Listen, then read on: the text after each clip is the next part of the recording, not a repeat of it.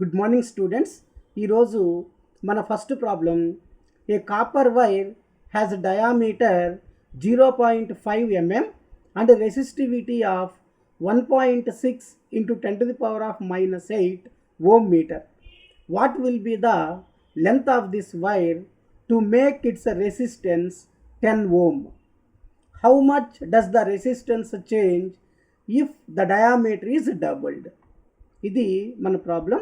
దీంట్లో రెండు ప్రాబ్లమ్స్ చేయాలి. ఫస్ట్ కండక్టర్ లెంత్ కనుక్కోవాలి, రెండవది డయామీటర్ డబుల్ అయితే రెసిస్టెన్స్ ఏమవుతుందో కనుక్కోవాలి. సో దానికంటే ముందు రెసిస్టివిటీకి ఫార్ములా రాద్దాం. రెసిస్టివిటీనే స్పెసిఫిక్ రెసిస్టెన్స్ అని కూడా అంటాం. ఇక్కడ రెసిస్టివిటీ అని ఇచ్చాడు కాబట్టి మనం కూడా రెసిస్టివిటీనే రాద్దాం. సో రెసిస్టివిటీని రోతో రిప్రజెంట్ చేస్తాం. రో is equal to formula RA/L. ఈ ప్రాబ్లంలో మనం డిటర్మిన్ చేయాల్సిందే ఎల్ని, కాబట్టి ఎల్ ఇటు పక్కకు తీసుకెళ్ళి రో ఇటు పక్కకు తీసుకొని వచ్చేద్దాం. The length of the wire, the length of the wire, L is equal to RA/ρ. కానీ ప్రాబ్లంలో ఎక్కడ ఏరియా ఇవ్వలేదు. రెసిస్టెన్స్ ఇచ్చాడు, రెసిస్టివిటీ ఇచ్చాడు, కానీ ఏరియా ఇవ్వలేదు. ఏరియా బదులు డయామీటర్ ఇచ్చున్నాడు. అందుకని దీన్ని కూడా మనం ఇన్ టర్మ్స్ ఆఫ్ డయామీటర్లో రాసుకోవాలి. ఏరియా అంటే wire area of cross section. వైర్ని ఎక్కడ అబ్జర్వ్ చేసినా అది సర్క్యులర్ పాత్లోనే ఉంటుంది. Circle area πr². కాబట్టి L is equal to R into πr²/ρ వేసుకుంటాం. ఇక్కడ స్మాల్ r అంటే రేడియస్, కానీ మనకి ఇచ్చుండేది ఏంటి ఇక్కడ డయామీటర్. కాబట్టి radius small r is equal to diameter by 2 అని మనకు తెలుసు. సో ఇప్పుడు ఈ r ఉండే దగ్గర d/2 సబ్స్టిట్యూట్ చేసేద్దాం. So L is equal to R into π, small r బదులు d/2 పెడతాం. స్క్వేర్ ఉంది కాబట్టి నేను కూడా స్క్వేర్ పెట్టాను, బై రో. సో దీన్ని ఇంకా సింప్లిఫై చేద్దాం. So L is equal to R into π d²/4 వస్తుంది. ఆ 4 ఎలాగో కిందకు వచ్చేస్తుంది కాబట్టి ఒకేసారి కింద వేసాను. రో ఉంది కాబట్టి రో కూడా రాసేసాను. ఇచ్చిన వాల్యూస్ ఏమేమి ఉన్నాయో చూద్దాం. Given R is equal to, resistance ఎంత ఇచ్చున్నాడు ప్రాబ్లంలో? రెసిస్టెన్స్ 10 ohms అని ఇచ్చేసి ఉన్నాడు. కాబట్టి R ఈజ్ ఈక్వల్ టు 10 రాసుకుంటా. 10 ohms. పై అంటే 3.14, 22/7ని మనం సాల్వ్ చేస్తే 3.14 వస్తుంది. D అంటే డయామీటర్. డయామీటర్ ఎంత ఇచ్చున్నాడు ప్రాబ్లంలో? 0.5 mm. mm అంటే మిల్లీమీటర్. మిల్లీ అంటే 10⁻³ సో 0.5 మిల్లీ అంటే 10⁻³ మీటర్స్. రో అంటే రెసిస్టివిటీ ఎంత ఇచ్చున్నాడో కూడా మనం రాసుకోవాలి. ప్రాబ్లంలో రెసిస్టివిటీ అనేది 1.6 ఇంటూ 10⁻⁻8 ఓం మీటర్ ఇచ్చున్నాడు. 1.6 ఇంటూ 10⁻⁻8 1.6 ఇంటూ 10⁻⁻8 ఓం మీటర్ ఇచ్చున్నాడు. ఇవన్నీ ఈ ఫార్ములాలో సబ్స్టిట్యూట్ చేసేస్తే మనకి ఆన్సర్ వచ్చేస్తుంది. సో సబ్స్టిట్యూట్ చేద్దాం. L is equal to R అంటే 10, పై అంటే 3.14, డి అంటే 0.5 ఇంటూ 0.5 ఇంటూ 10⁻³ స్క్వేర్ కాబట్టి ఇంకొకసారి కూడా రాసేస్తాను.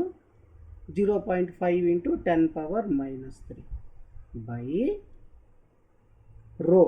రో అంటే 1.6 ఇంటూ 10⁻⁸ ఇంటూ 4. దీన్ని సాల్వ్ చేస్తే మనకి ఆన్సర్ వచ్చేస్తుంది. సో దేంతో సాల్వ్ చేద్దాం? ముందు దీన్ని 2తో క్యాన్సిల్ కొట్టేద్దాం. 2 2s 2 5s 10. అలానే దీన్ని కూడా 2తో క్యాన్సిల్ కొట్టేస్తాను. 2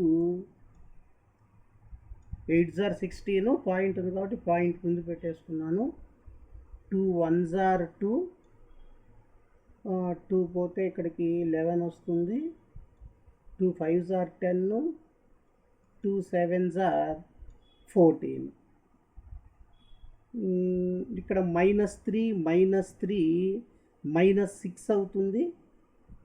సో క్యాన్సిల్ చేసేస్తాను. -6 అవుతుంది. ఇక్కడ -6 పోతే -2 ఒకటి మిగిలి ఉంటుంది. సో ఫైనల్గా మనకి ఏ వాల్యూస్ ఉన్నాయి? L is equal to 5 into 1.57 into 0.5 into 0.5 by 0.8 into 2 into 10⁻². ఈ 10⁻² పైకి తీసుకెళ్తే అది 100 అవుతుంది. సో దీన్ని ఇంకా సాల్వ్ చేద్దాం. L is equal to 5 into 1.57 into 0.5 into 0.5 by 0.8 into 2. ఈ 10⁻² పైకి తీసుకెళ్తే 10² అవుతుంది. 10² అంటే ఇది 100 అవుతుంది. So L is equal to 5 into 1.57 into ఈ 100తో ఈ రెండింటిని మల్టిప్లై చేస్తే పాయింట్ వెళ్ళిపోతుంది కాబట్టి అలా చేద్దాం. 5 ఇంటూ 5 అని రాసేసుకోవచ్చు సింపుల్గా. బై 0.8 ఇంటూ 2 వస్తుంది. ఇంకేమొస్తుంది? మొత్తాన్ని ఒకసారి ఇక్కడ మల్టిప్లై చేసేద్దాం మనం. 5 5s are 25, 25 5s are 5 5s are 25, 5 2s are 10, 1 2 12, 125 వస్తుంది. దీన్ని మళ్ళీ 1.57తో మల్టిప్లై చేయాలి. 7 5s are 35, 7 2s are 14, 1 3 17, 7 1s are 7, 1 8, 5 5s are 25, 5 2s are 10, 12 వస్తుంది. 5 1s are 5, 1 6. మళ్ళీ ఇదే వచ్చి 1తో మల్టిప్లై చేసినప్పుడు 5 2 1. సో మొత్తాన్ని మనం యాడ్ చేస్తే 5 వస్తుంది, ఇది 12 వస్తుంది, ఇది 10 16 వస్తుంది, ఇది 9 వస్తుంది 1. సో 2 డిజిట్స్ యువతల పాయింట్ పెట్టాలి కాబట్టి ఇక్కడ నేను పాయింట్ పెడుతున్నాను. సో ఫైనల్గా న్యూమరేటర్లో ఉండేటువంటి value L is equal to 196.25 వస్తుంది బై 0.8 ఇంటూ 2, ఇది జస్ట్ 1.6 వస్తుంది. ఈ పాయింట్ని తీసేయడానికి పైన ఒక 100తో కింద ఒక 100తో మల్టిప్లై చేద్దాం. అప్పుడు పాయింట్ వెళ్ళిపోయి సాల్వ్ చేయడానికి ఈజీగా ఉంటుంది. సో పైన 100తో మల్టిప్లై చేసినప్పుడు 196.25 వస్తుంది, కింద 100తో మల్టిప్లై చేసినప్పుడు 160 వస్తుంది. దీన్ని మనం 5తో మల్టిప్లై చేసి ఈజీగా సాల్వ్ చేద్దాం. 5 3s are 15, 5 2s are 10, 5 3s are 15, 5 9s are 45, 5 2s are 10, 5 5s are 25. ఇంక ఇది దేంతో పోదు కాబట్టి దీన్ని ఒకేసారి డివైడ్ చేసేద్దాం. ఇలా 32 3925, 32 ones 32, 39లో 32 పోతే 7 వస్తుంది, ఈ 2 తెచ్చుకుందాం. 32 2s 64 వస్తుంది, 64 కాబట్టి రిమైనింగ్ 8 ఉంటుంది, ఈ 5 కూడా తెచ్చుకుంటాం. 32 3s వేస్తే 90లోకి వెళ్ళిపోతుంది కాబట్టి 32 2sే వేస్తాం. మళ్ళీ 64, 5లో 4 పోతే 1, 8లో 6 పోతే 2. సో ఇక్కడ ఒక పాయింట్ పెట్టి ఇక్కడ ఒక 0 పెట్టుకుంటాం. 3 7s are 21, కాకపోతే ఇది ఎక్కువైపోద్ది కాబట్టి 32 6 వేస్తాం. 32 6 6 ఎంత? 32 6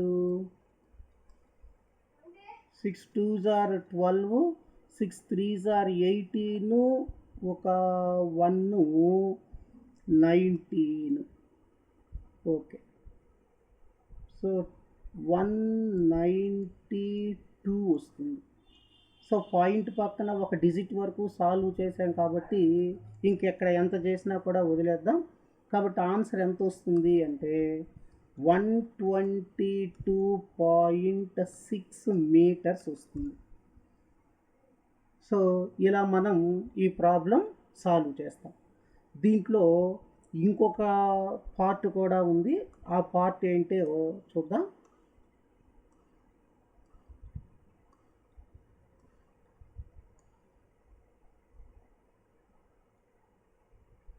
How much does the resistance change if the diameter is doubled? So ఇప్పుడు రెసిస్టెన్స్ 10 ohms ఉంది. ఇప్పుడు డయామీటర్ 0.5 mm ఉన్నప్పుడు రెసిస్టెన్స్ 10 ohm ఉంది.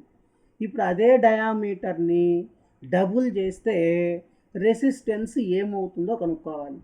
కాబట్టి రెసిస్టెన్స్ డయామీటరు రెండు ఒకదానికొకటి ఏ రిలేషన్లో ఉంటాయో తెలుసుకోవాలి. సో మనకి ఏరియా ఆఫ్ క్రాస్ సెక్షన్ గురించి తెలుసు. ఏరియా ఆఫ్ క్రాస్ సెక్షన్ అంటే πr². దీని కింద సాల్వ్ చేద్దాం.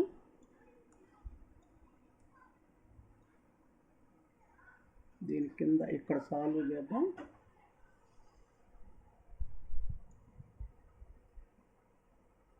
టూ అని పెడతాను. Resistance inversely proportional to area of cross section. So resistance inversely proportional to R square. So A అంటే పై ఆర్ స్క్వేర్ కాబట్టి పై కాన్స్టెంట్ తీసేద్దాం, ఆర్ స్క్వేర్ వస్తుంది. కానీ ఆర్ అంటే ఏమని తెలుసు మనకి, d/2 హోల్ స్క్వేర్ అని రాసుకోవాలి. d/2 హోల్ స్క్వేర్ అని రాసుకుంటాం. So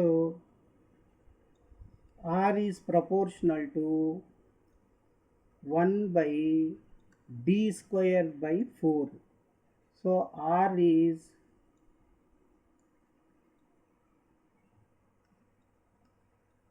proportional to 4/d square.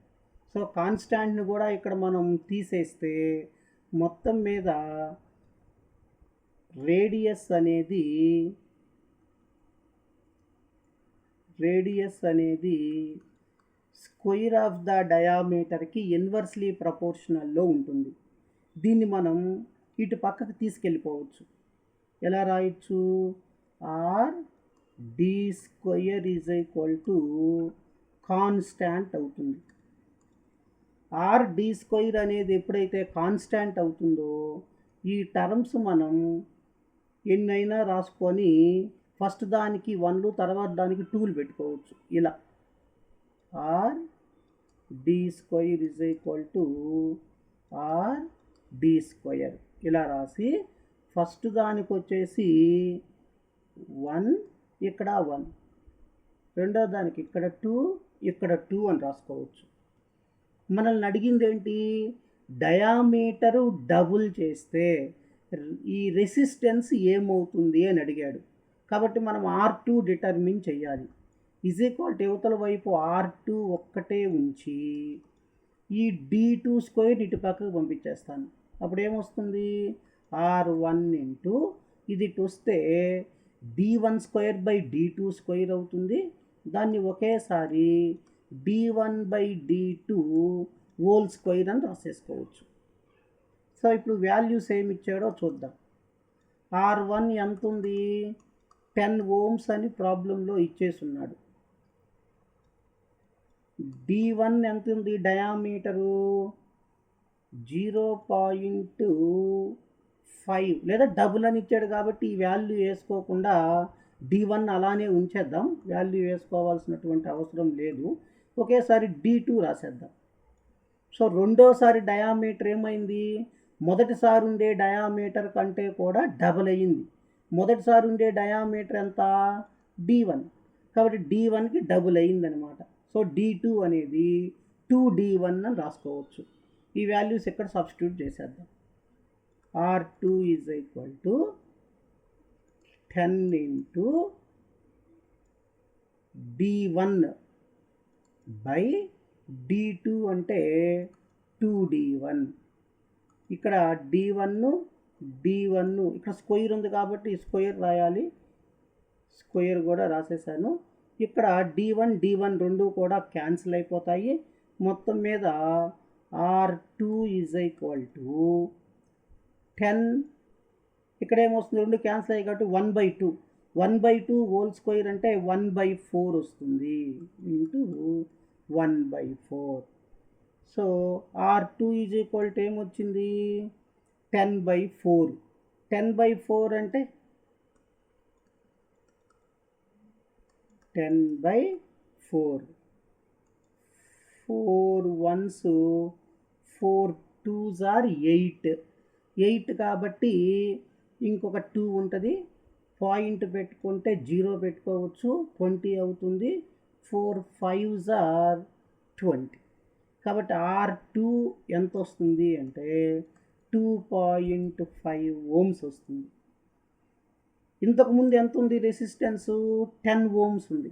ఇప్పుడు రెసిస్టెన్స్ ఎంత వచ్చింది, 2.5 ohms వచ్చింది. కాబట్టి చేంజ్ ఇన్ రెసిస్టెన్స్ ఎంత, therefore change in resistance that is equal to R1 minus R2. So R1 ఎంత 10 ohms, R2 ఎంత 2.5 ohms. So change in resistance ఎంత అంటే 7.5 ohms వస్తుంది. ఈ విధంగా మనం ఈ ప్రాబ్లం సాల్వ్ చేస్తాం. మన next problem, when a 12 volt battery is connected across an unknown resistor, there is a current of 2.5 milliamperes in the circuit. Find the value of the resistance of the resistor. So this is the problem. There is resistance. Just a minute. So ఇది ఒక resistor, దీన్ని 12 volts బ్యాటరీకి ఇలా connect చేశాం. ఇది 12 volts battery. దీనివల్ల ఎంత current pass అవుతుంది దీంట్లో అంటే 2.5 milliamperes కరెంటు ఈ రెసిస్టర్ గుండా పాస్ అవుతూ ఉంది. అయితే ఈ రెసిస్టర్ వాల్యూ ఎంత మనం డిటర్మిన్ చేయాలి. సో ఇక్కడ వోల్టేజ్ ఉంది, కరెంట్ ఉంది, మనం దేనికి డిటర్మిన్ చేయాలి, రెసిస్టెన్స్ని డిటర్మిన్ చేయాలి. కాబట్టి డైరెక్ట్గా ఓమ్స్లా తీసుకుంటాం. దేనికి తీసుకుంటాం మనం, ఓమ్స్లా తీసేసుకుంటాం. So answer from Ohm's law. Ohm's law ఏం తెలుసు మనకి, V is equal to IR అని తెలుసు. R is equal to V by I. V అంటే 12 volts బై I అంటే 2.5 మిల్లీ అంటే 10⁻³ యాంపియర్స్. ఈ 10⁻³ మనం పైకి పంపించేస్తే అది 12 × 10³ అవుతుంది. 10⁻³ పైకి వెళ్తే పవర్ కాస్త పాజిటివ్ అయ్యి 10³ అవుతుంది బై 2.5. సో దీన్ని సింపుల్గా సాల్వ్ చేయడానికి ఏం చేద్దామంటే దీన్ని ఒక 10తో మల్టిప్లై చేద్దాం. అప్పుడు పాయింట్ అనేది ఉండదు, క్యాలిక్యులేషను మనం ఈజీగా సాల్వ్ చేయొచ్చు. సో పైన ఒక 10తో మల్టిప్లై చేస్తే అది 120 అవుతుంది. దీన్ని 10తో మల్టిప్లై చేస్తే అది కాస్త 25 అవుతుంది ఇంటూ 10³. సో దీన్ని ఇలా క్యాన్సిల్ చేద్దాం. 5 5s are 25, ఇక్కడ 5 2s are 10 వస్తుంది. 20 అంటే 5 4s are 20. సో 24/5 ఇలా సాల్వ్ చేద్దాం. 5 24. సో 5 4s are 20 వస్తుంది.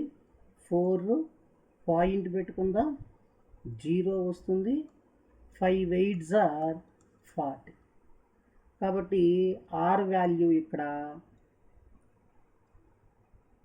R value 4.8 into 10³ ohms. 10³ kilo అని రాసుకోవచ్చు కాబట్టి ఇది 4.8 కిలో ఓమ్స్ అవుతుంది. ఇలా మనం ఈ ప్రాబ్లమ్ని సింపుల్గా సాల్వ్ చేసేస్తాం.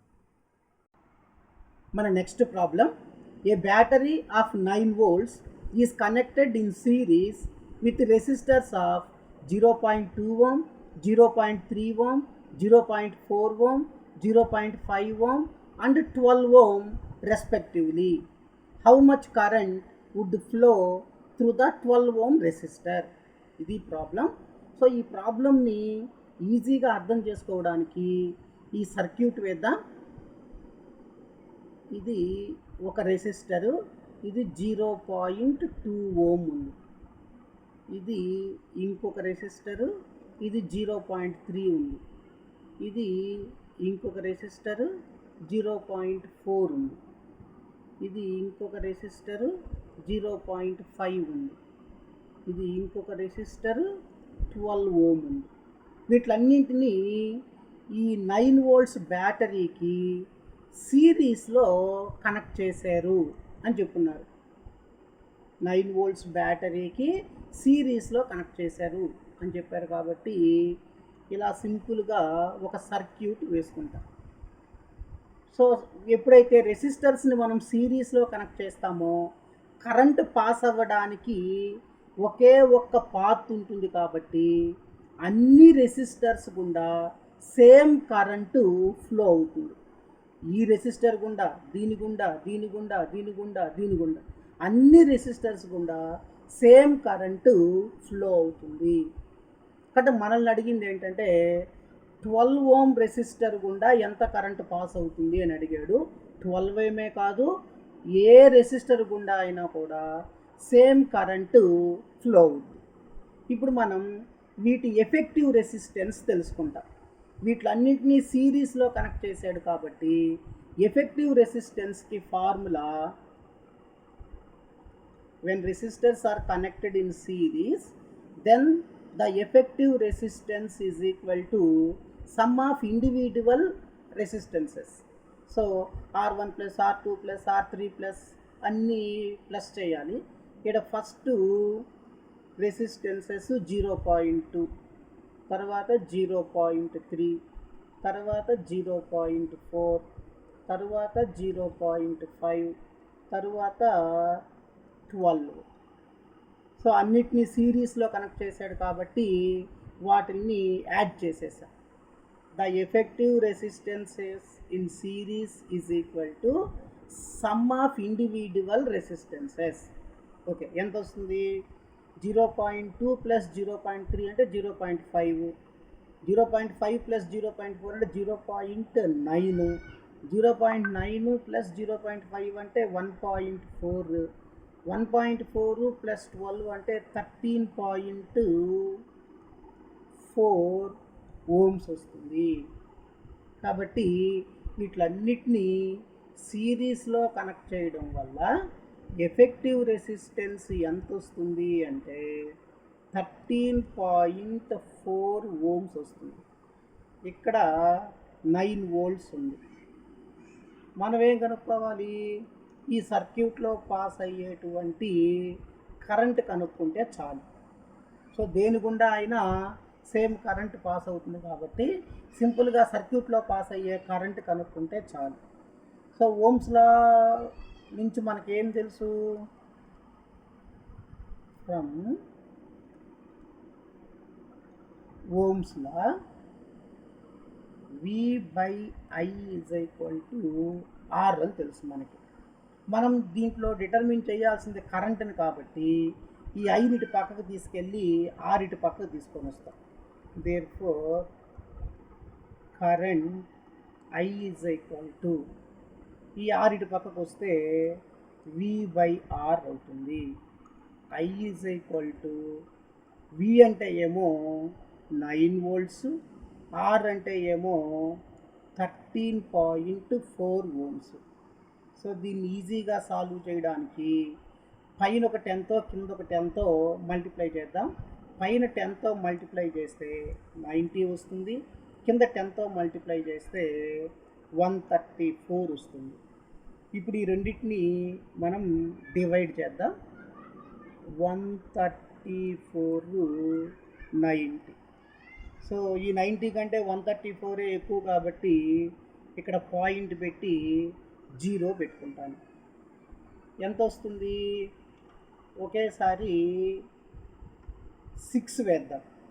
600 వస్తుంది కాబట్టి 134 6 వేద్దాం. 134 6, 6 4s are 24, 6 3s are 18 అంటే 20, 6 1s are 6 to 8 వస్తుంది. అదే 134 7s చేస్తే 7 4s are 28, 7 3s are 21, ఒక 2 23, 7 1s are 7 ప్లస్ 9 వచ్చేస్తుంది. కాబట్టి అది తీసుకోకూడదు, 6 తీసుకుందాం. సో 804, సో 804 అంటే మొత్తం మీద 96 వస్తుంది. 96 వస్తుంది. పాయింట్ ఎలాగో ఉంది కాబట్టి 0 పెట్టుకుంటాను. ఎంత వచ్చింది? 134 7s చూడండి, 938 వచ్చింది కదా, అది వేసేస్తాను. 7s 938 వచ్చింది. సో 10లో 8 పోతే 2, ఇంక ఇక్కడ 5 ఉంటుంది, 5లో 3 పోతే 2. పాయింట్ ఉంది కాబట్టి మళ్ళీ 0 పెట్టేసుకుంటాను. ఇప్పుడు ఎంత వస్తుంది? 134 2s వేసి చూద్దాం. 2 4s are 8, 2 3s are 6, 2. So ఎక్కువే వస్తుంది కాబట్టి 1s పెట్టేద్దాం. 134. ఇప్పటికే పాయింట్ పక్కన చాలా డిజిట్స్ చేసేసాం. ఇక్కడ ఎంతైనా రానివ్వండి. ఇంకా ఆన్సరు 0.671 యాంపియర్స్ పెట్టేస్తాం. ఈ విధంగా మనం ఆన్సర్ చేస్తాము. మన next problem, how many 176 ohm resistors in parallel are required to carry 5 amperes on a 220 volts line? ఇది ప్రాబ్లం.